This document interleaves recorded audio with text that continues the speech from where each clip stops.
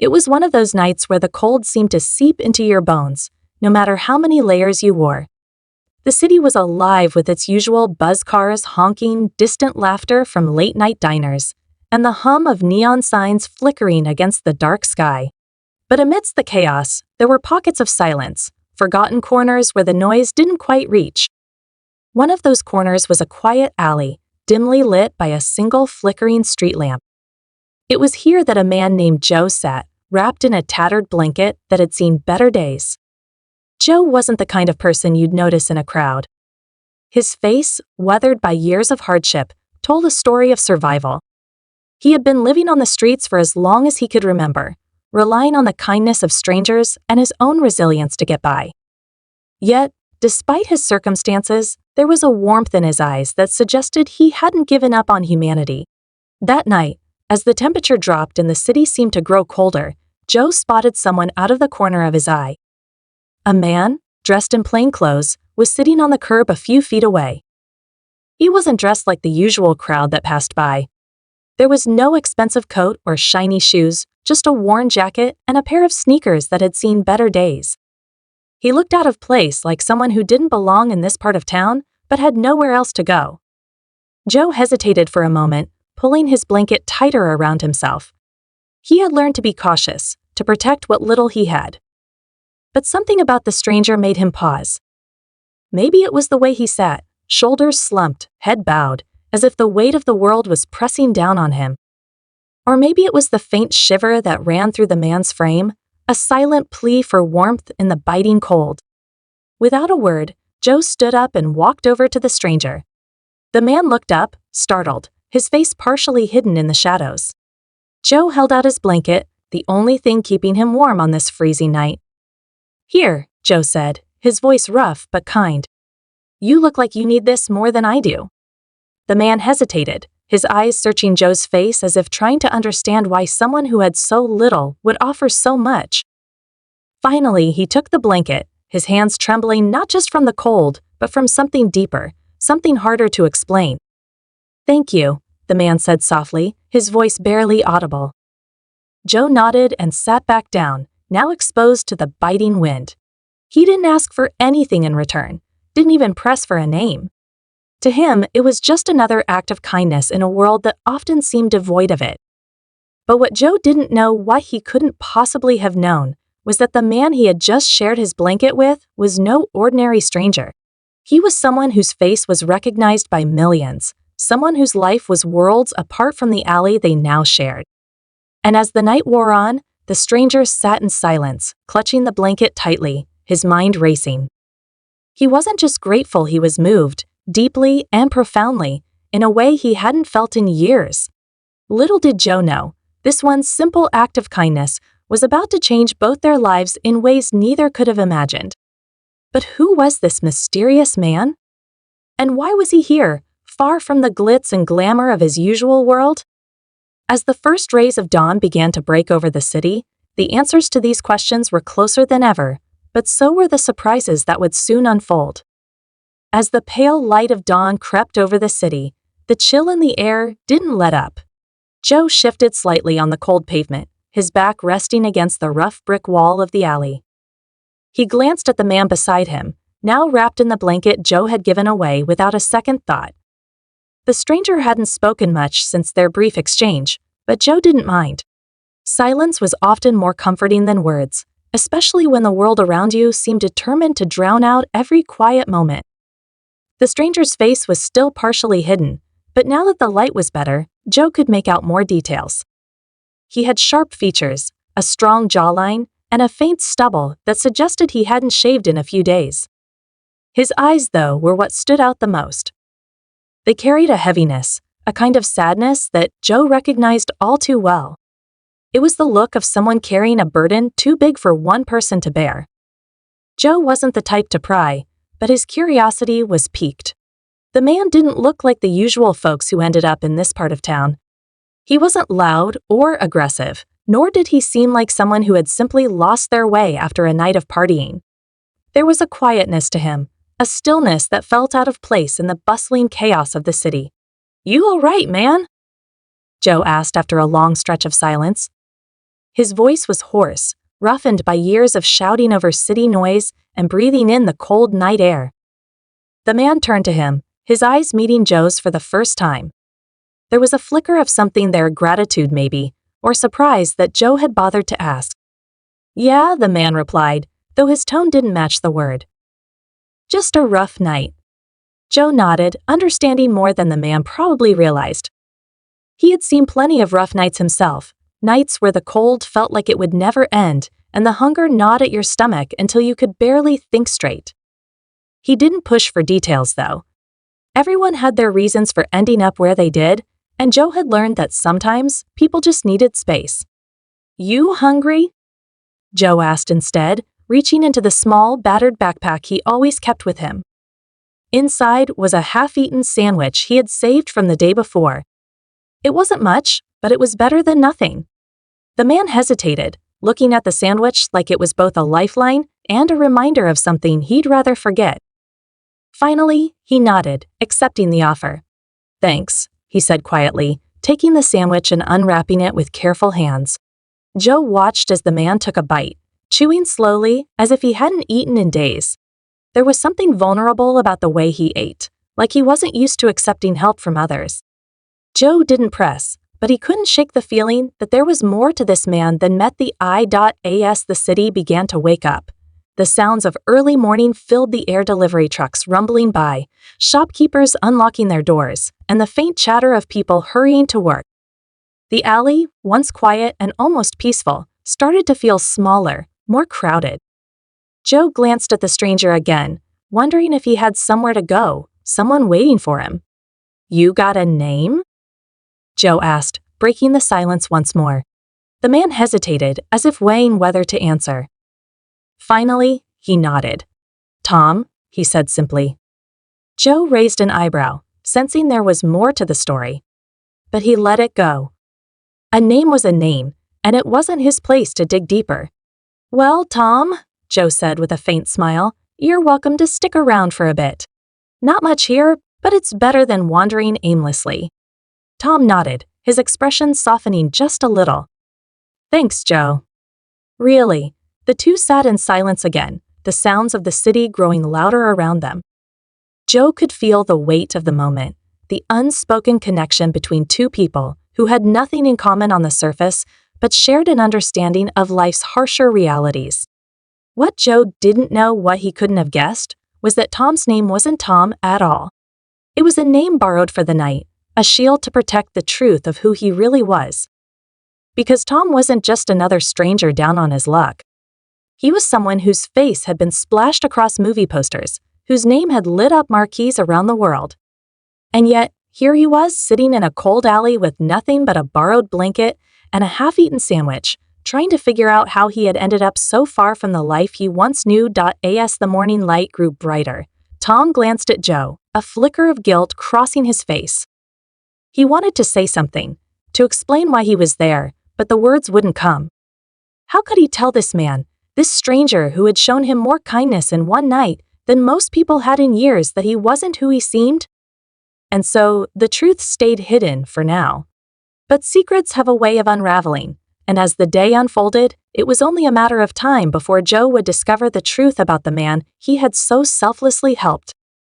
As the day wore on, the city moved at its usual frantic pace, but for Joe and Tom, the alley remained a world of its own. The sun hung low in the sky, casting long shadows over the cracked pavement. Joe had spent the afternoon the way he often did, moving through familiar streets in search of small jobs or spare change. Tom stayed behind, keeping a low profile, his thoughts a whirlwind of regret and confusion. Joe returned just before dusk, carrying a plastic bag with 2 cups of steaming soup. It wasn't much, but it was warm, and that was all that mattered. He handed one to Tom, who accepted it with a quiet thank you. They sat side by side, sipping the soup in silence as the air grew colder around them. "You've been real quiet today," Joe said after a while, breaking the stillness. "Not that I mind, but you seem like you've got a lot on your mind." Tom hesitated, the cup of soup warming his hands. He glanced at Joe, then quickly looked away. He wanted to say something, to open up, but the words felt like they were stuck in his throat. How could he explain what he was running from when he wasn't even sure himself? It's complicated, Tom finally said, his voice barely above a whisper. Joe nodded, not pressing for more. He understood that some things were too heavy to share, especially with a stranger. But even as he let it go, he couldn't help but feel that there was more to Tom than met the eye. As night fell, the city seemed to transform. The bright lights of billboards and storefronts lit up the streets, and the hum of traffic filled the air. Joe and Tom stayed in the alley, their small corner of the world untouched by the chaos outside. But even in the relative quiet, there was a tension in the air, a feeling that something was about to happen. Joe leaned back against the wall, his eyes scanning the sky. You ever think about what you'd do if things were different? He asked, his voice thoughtful. Like, if you had a second chance at life? Tom didn't answer right away.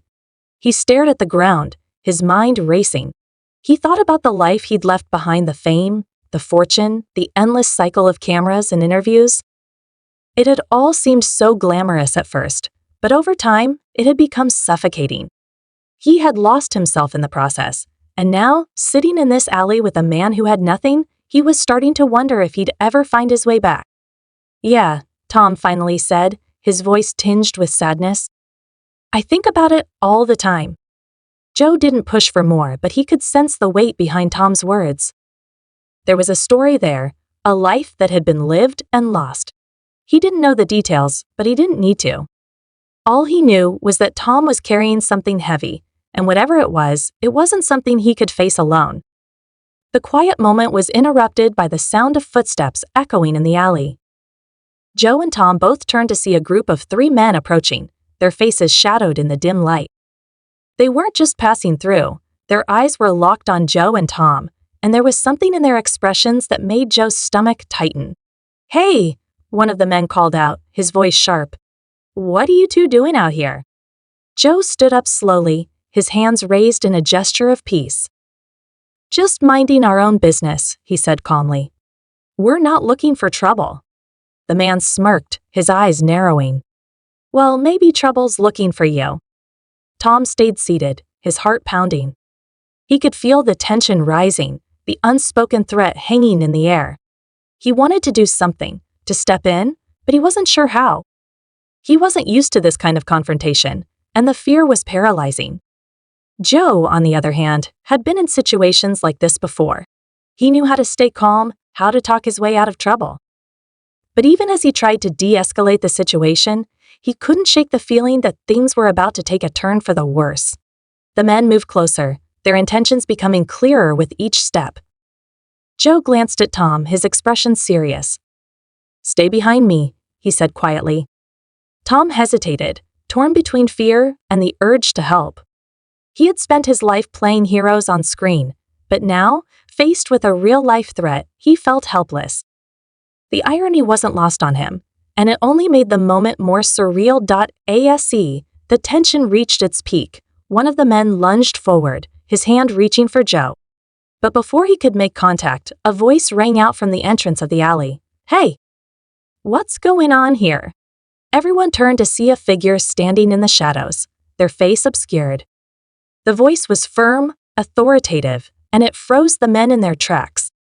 For a moment, the alley was silent, the only sound the distant hum of the city. Joe and Tom exchanged a glance, their hearts racing. Whoever this person was, they had just changed the course of the night. But whether they were friend or foe remained to be seen. The alley fell into a tense silence as all eyes turned toward the shadowy figure at the entrance. The faint light from the street barely illuminated their face, but their posture and tone carried an air of authority that made the group of men hesitate. For a moment, it felt like time had stopped, the weight of the situation pressing down on everyone. The man who had lunged at Joe straightened up, his bravado faltering. Who's asking? He said, his voice laced with a mix of irritation and uncertainty. The figure stepped forward, the light catching their face just enough to reveal sharp features and a piercing gaze. Someone who doesn't like bullies, the figure said firmly, their voice calm but commanding. Now, why do you take a walk before this gets messy? Joe watched the scene unfold, his heart pounding. He didn't know who this person was, but their timing couldn't have been better. Tom, still sitting on the ground, glanced at the stranger, his mind racing. There was something familiar about them, but he couldn't quite place it. The group of men exchanged uneasy glances. They were outnumbered now, and the stranger's confidence was unsettling. After a few tense seconds, the leader sneered, trying to save face. "We're fine," Joe replied, though his voice carried a hint of exhaustion. "Not the first time I've dealt with something like this."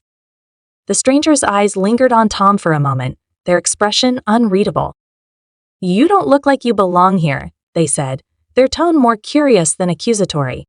Tom hesitated, unsure how to respond. He had spent the last 24 hours trying to stay invisible, but now, under the stranger's scrutinizing gaze, he felt exposed. "I'm just passing through," he said vaguely, avoiding eye contact. The stranger didn't press further, but there was a flicker of recognition in their eyes, as if they were piecing together a puzzle. Before anyone could say more, the sound of a car door slamming nearby broke the moment. Joe turned toward the noise, his instincts on high alert. From the street, a sleek black car pulled into view, its windows tinted. It was an unusual sight in this part of town, where luxury vehicles rarely ventured. The car idled for a moment before the passenger door opened, and a man in a sharp suit stepped out. He looked around briefly before his eyes landed on the group in the alley. Tom froze. He recognized the man immediately, his manager, Greg. The realization hit him like a punch to the gut. Greg wasn't just here by coincidence. He had been looking for him. "Tom, Pum?" Greg called out, his voice a mix of relief and frustration. "What the hell are you doing here?" Joe's head snapped toward Tom, his expression a mixture of confusion and disbelief. "Wait, you know this guy?" Tom's stomach churned. The last thing he wanted was for Joe to find out the truth like this, but there was no escaping it now. He stood up slowly, his hands trembling. I can explain," he stammered, his voice barely audible. Greg approached, his polished shoes clicking against the pavement. "You've been off the grid for days," he said, his tone sharp. "Do you have any idea how worried people are? The studio's in a panic, the press is sniffing around, and I've been chasing leads all over the city." Joe took a step back, his mind racing to catch up. Studio? Press? None of it made sense, but the pieces were starting to fall into place. He looked at Tom, his eyes searching for answers. "Who are you?" he asked, his voice quiet but firm. Tom swallowed hard, his throat dry. "I didn't mean to lie," he said, his words tumbling out in a rush. I needed to get away. From everything." Joe's expression shifted, a mix of hurt and disbelief. "You're not just some guy down on his luck, are you?" he said. "You've been hiding something this whole time." Before Tom could respond, Greg stepped in. "He's an actor," he said bluntly. "A big one. And he's got a lot of people depending on him." The words hung in the air, heavy and unspoken. Joe stared at Tom, his mind reeling. The man he had shared his blanket with, the man who had eaten his last sandwich, wasn't just anyone. He was someone with a life so far removed from Joe's own that it felt like a cruel joke. The stranger who had intervened earlier watched the exchange silently, their expression thoughtful. Finally, they spoke. "Seems like there's more to this story than any of us realized." Tom looked at Joe, his eyes pleading. "I didn't mean for any of this to happen," he said. I needed a break from the spotlight. From the pressure. I didn't think it would matter." Joe shook his head, his emotions a whirlwind. "Didn't think it would matter?"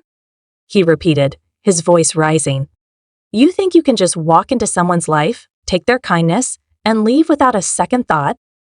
The tension in the alley was thick, the air charged with unspoken words and unresolved feelings. Tom wanted to explain, to make Joe understand, but he didn't know where to start. And as the night deepened, the weight of his choices pressed down on him, leaving him to wonder if he could ever make things right. The alley was silent except for the faint hum of the city in the background.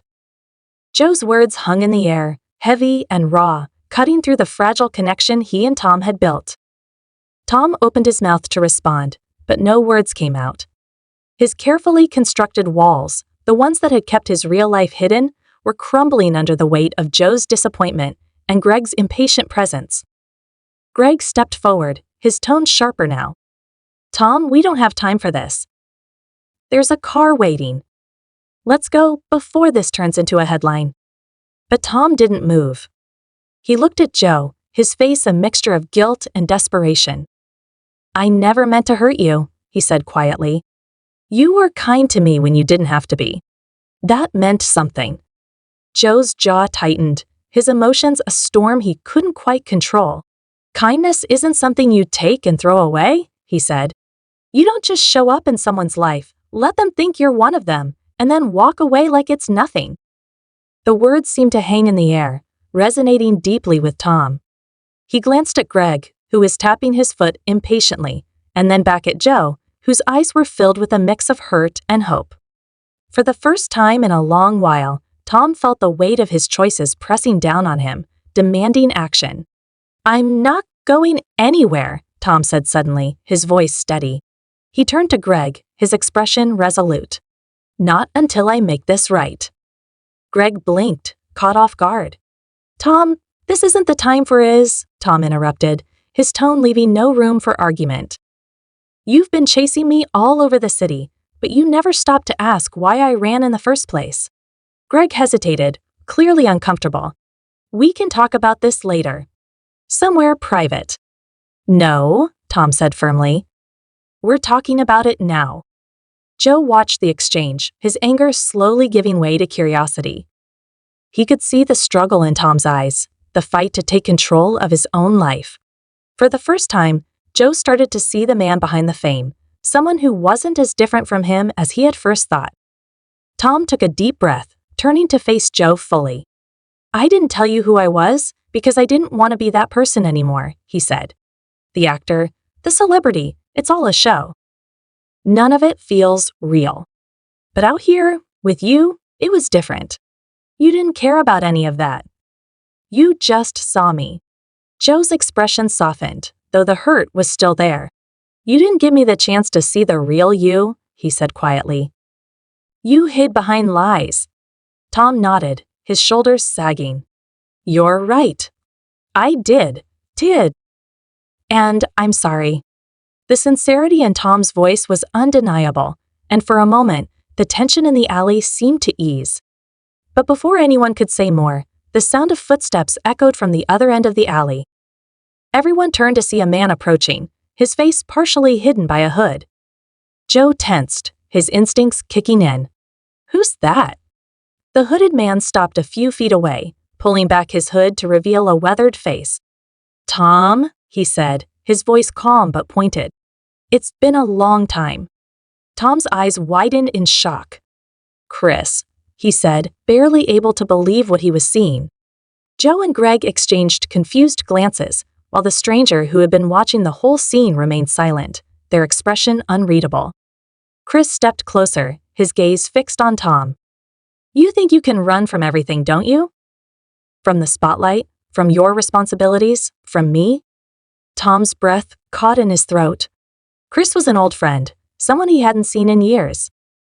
Their falling out had been messy, a bitter argument that had left both of them scarred. Seeing him now, in this moment, felt like a collision of past and present. "I'm not running anymore," Tom said, his voice steady despite the turmoil inside him. "I'm trying to figure out who I am." Chris studied him for a long moment before nodding. "Good," he said. "Because it's about time." The unexpected reunion added another layer to the night's events, leaving everyone in the alley stunned. Joe looked at Tom, then at Chris, and finally back at Tom. "You've got a lot of people looking out for you," he said, his tone softer now. "Don't waste that." Tom nodded, a small but genuine smile forming on his face. "I won't." As the group began to disperse, Greg reluctantly agreed to give Tom the space he needed, while Chris promised to stick around and help him navigate the next steps. Joe, still processing everything, gave Tom a long look before turning to leave. "Joe," Tom called out, stopping him. Thank you. For everything. Joe nodded, his expression unreadable. Take care of yourself, Tom. As Joe walked away, the stranger who had intervened earlier watched him go, their eyes thoughtful. Then, without a word, they slipped back into the shadows, leaving Tom to face the next chapter of his life with a renewed sense of purpose and the weight of his past finally beginning to lift. As the night deepened, the quiet of the alley seemed to carry the weight of everything that had happened. Tom stood still, watching Joe disappear into the city. For a moment, he thought about chasing after him, explaining more, but something told him that Joe needed time. Time to process, to heal, and maybe, just maybe, to forgive. Greg sighed, his frustration now replaced with a weariness that mirrored Tom's. Well, this has been a day, he said, glancing at his watch. We should go. The studio's still expecting answers, and the press will have a field day if they find out you've been out here. Tom shook his head. I'm not going back to the studio. Not yet. His voice was calm but resolute. I need to take care of something first. Greg raised an eyebrow. And what's that?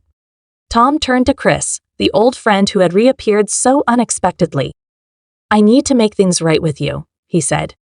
I've been running from my mistakes for too long, and I'm done with that. Chris crossed his arms, his expression unreadable. The two of them walked off together, leaving Greg standing in the alley, shaking his head. Actors, he muttered under his breath before heading back to the car. Tom and Chris found a quiet diner nearby, the kind of place where no one asked questions, and the coffee was always hot. They slid into a booth, the hum of conversation around them providing a backdrop to their own long, overdue talk. I didn't think I'd ever see you again, Chris admitted, stirring his coffee. After everything that happened. I thought you'd forgotten about me. Tom looked down at his hands, the weight of guilt heavy on his shoulders. I didn't forget, he said softly. I just didn't know how to face you. I let the fame get to my head, and I pushed away the people who mattered most. Chris nodded, his expression softening. It wasn't just you, Tom. I could have reached out too. But I was angry. Hurt. And I figured you didn't care anymore. I did care, Tom said, his voice breaking. I cared more than I knew how to say. But I was so caught up in trying to be someone I wasn't that I lost sight of everything. They talked for hours, their words raw and honest. By the time they left the diner, the first light of dawn was breaking over the city. It wasn't a perfect resolution, but it was a start, and for the first time in years, Tom felt like he was heading in the right direction. Over the next few days, Tom worked to rebuild the pieces of his life. He stayed in touch with Chris, and together they began to mend their fractured friendship.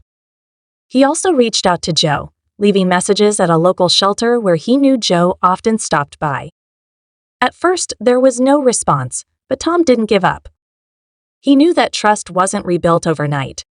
Meanwhile, Greg managed to smooth things over with the studio, spinning a story about Tom taking time off to prepare for a new role. The press latched onto the narrative, and for once, Tom didn't feel the need to correct them. Let them believe what they wanted. He had bigger things to focus on. One afternoon, as Tom was walking through the park, he spotted Joe sitting on a bench, his familiar jacket pulled tight against the chill. Tom hesitated, unsure if he was welcome, but then Joe looked up and saw him. Their eyes met, and for a moment, neither of them moved. Finally, Joe nodded, a small but significant gesture. Tom took it as an invitation and sat down beside him. They sat in silence for a while, watching the world go by. I got your messages, Joe said eventually, his tone neutral. Tom nodded. I wasn't sure if you'd want to hear from me. Joe shrugged. I wasn't sure either. But I guess I wanted to see if you were serious. I am, Tom said earnestly. I know I messed up and I know I can't undo that. But I want to be better. Not just for you, but for myself. Joe studied him for a long moment before nodding again. You've got a lot to prove, he said. But I'll give you the chance. It wasn't forgiveness, not entirely, but it was a start. And for Tom, that was enough. In the weeks that followed, Tom and Joe began to rebuild their unlikely friendship. Tom used his resources to help Joe find stable housing and connect with programs that could provide long-term support. But he didn't do it out of guilt or pity. He did it because he genuinely cared. Through it all, Tom found himself changing in ways he hadn't expected. He started volunteering at shelters and speaking out about homelessness, using his platform to raise awareness and advocate for change. It wasn't about repairing his image, it was about doing something meaningful. The stranger who had stepped in that night in the alley never reappeared, but their words stayed with Tom. Maybe it's about what you do next. Those words became a mantra for him, a reminder that every choice mattered. Months later, as Tom stood on the stage at a charity gala, speaking about his experiences and the people who had inspired him, he spotted Joe in the audience. Their eyes met, and Joe gave him a small, encouraging nod. It was a moment of quiet understanding, a testament to how far they had both come. The night ended with applause and smiles, but for Tom, the real victory was the sense of purpose he had found. He wasn't running anymore. He was facing life head-on, flaws and all, and finding beauty in the process. As he left the stage, Chris clapped him on the back, and Greg gave him a rare smile of approval. For the first time in a long time, Tom felt like he was exactly where he was meant to be. The city lights sparkled in the distance as Tom stepped outside, breathing in the cool night air. Life wasn't perfect, but it was real. And for Tom, that was more than enough.